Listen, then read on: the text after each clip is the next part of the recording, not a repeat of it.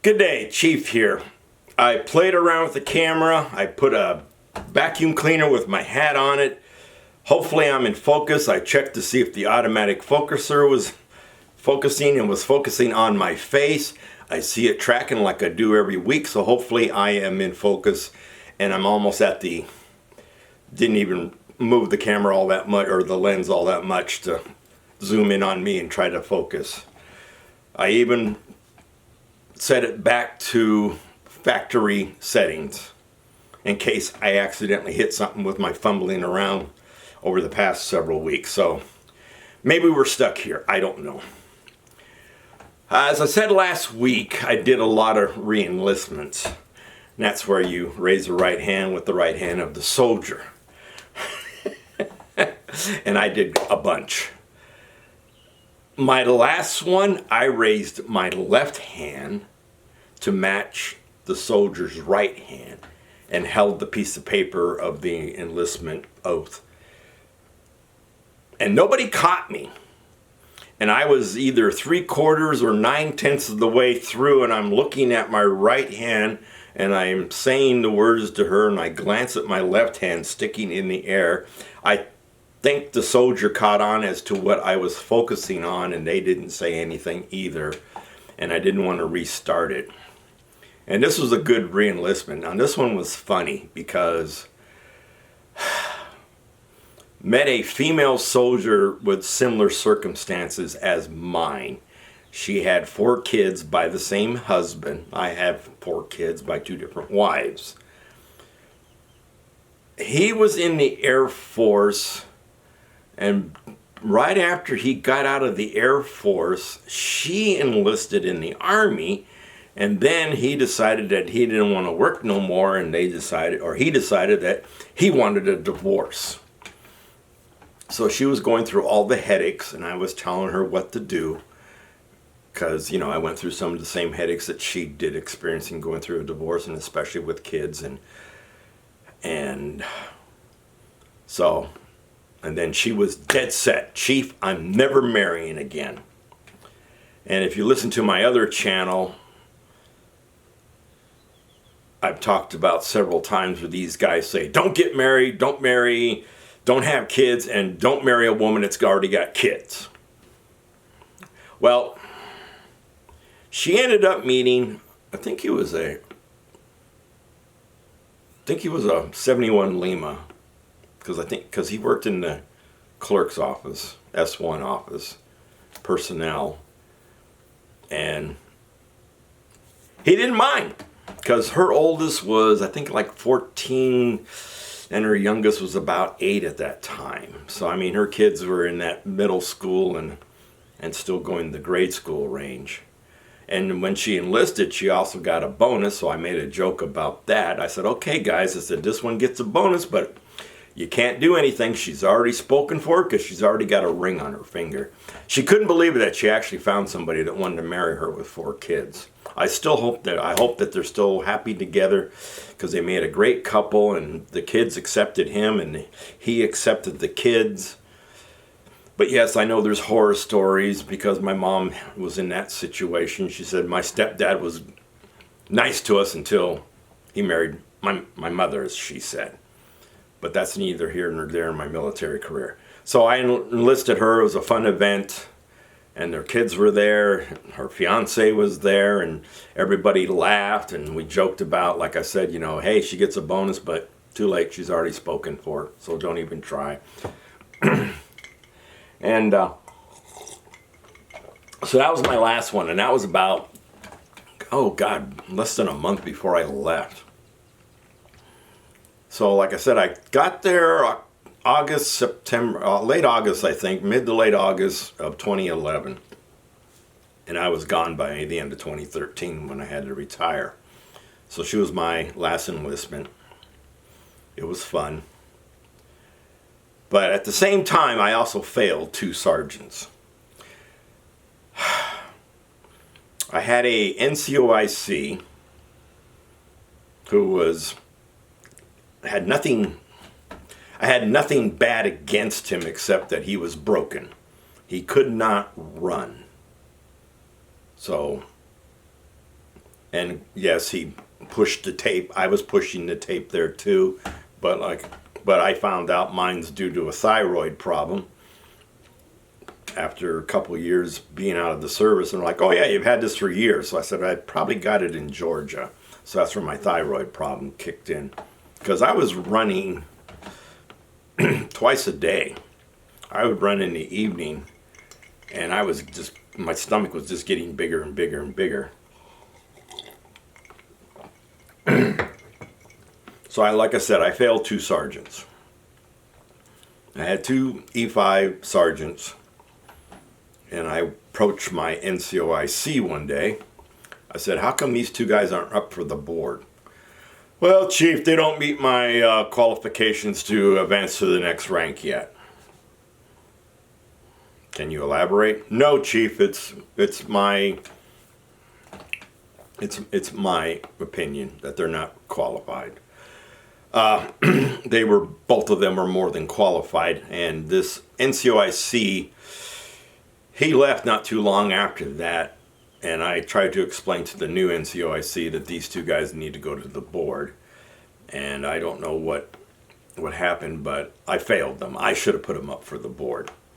Now, I've never heard of an officer recommending a sergeant to go to a board, because you generally your supervisor is the one that's supposed to do that. I was, their overall supervisor, but the immediate supervisor, of course, is their NCOIC. Both of them got out. One of them developed an attitude, and I had to curb it a couple times because he was just upset that he never went to the board. And I told him, I said, you deserve to go to the board. And the other one, he had to get out because I think he did too many deployments while he was stationed there. And I think his wife gave him the ultimatum, you need to get out of the Army or I'm getting out of the marriage. And I asked him, and he said, no, Chief, don't get involved. She's already, because he went on one final deployment, and she came to see him off, and I could just tell by the look in her face that, yep, if he does one more deployment, he's going to lose his marriage. So I hope he's successful, because he was a very bright individual. And I wanted so much to keep him in the Army, but it just didn't work out.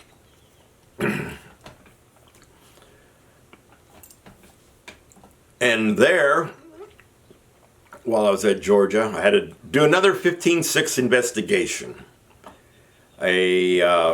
One of the motor pool mechanics was doing the runs with the van, and they went to go get gasoline. Now, when I went to do this investigation, it's so weird that they got this gasoline pump where you have to pull in and you're facing a building. And generally you don't back out of a gasoline station, you generally pull forward. So when they pulled forward, they scraped the right rear panel in front of the bumper, and her TC, her assistant, the person sitting next to her, stuck his head out to say, yeah, you're going to clear, and then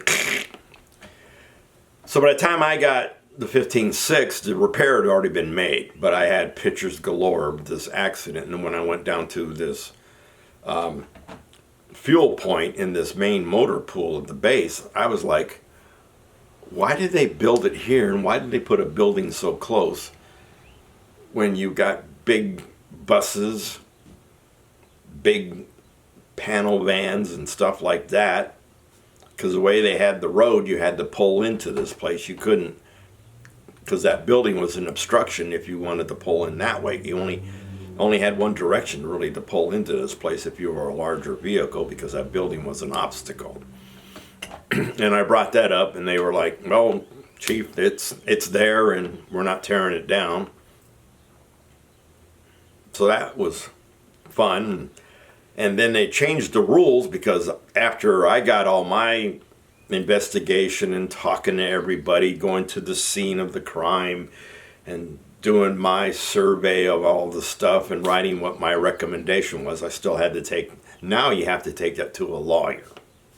And we had a lawyer in the brigade, so he had to go over it to make sure that I wasn't doing anything illegal, because I guess some people started to question the 15-6 investigations, because it's a sworn statement. I mean, I take your statement and I tell you, before you sign this paper, you're telling me everything that you told me is true. And these are the facts of the case of what happened. But I still had to have a lawyer to look over it to make sure nothing illegal was there, so to speak. And then I turned it in. Now, my decision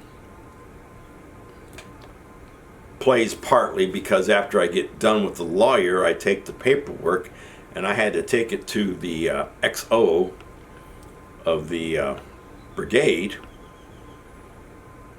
and tell him, sir, you know, here's a 15-6, this is the incident, this is my investigation. In my opinion, due to the circumstances, I said, they need to change that fuel point.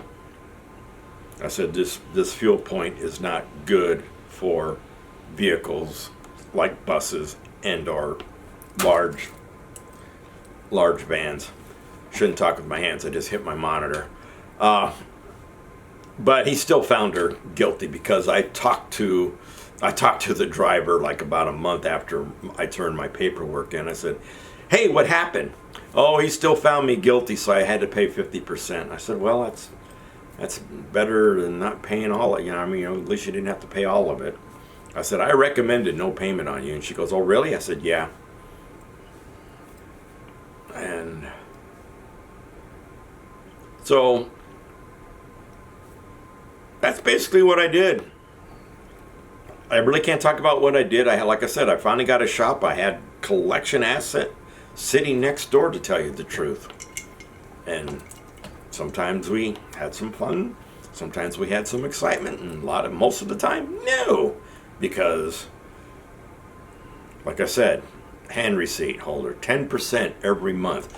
And you had like 2 or 3 days to do that in, but you try to knock it out in a single day just to get the headache over with, and sometimes it would take up your whole day, because that 10%, like I said, you got X amount of positions, and you got same piece of equipment at every position, so you got to look, and you got to tell people, excuse me, I need to get behind, because, you know, you got to look at the computer, and you don't want to pull it out and accidentally pull wires out, so you got to get behind it to look at the serial numbers and stuff like that.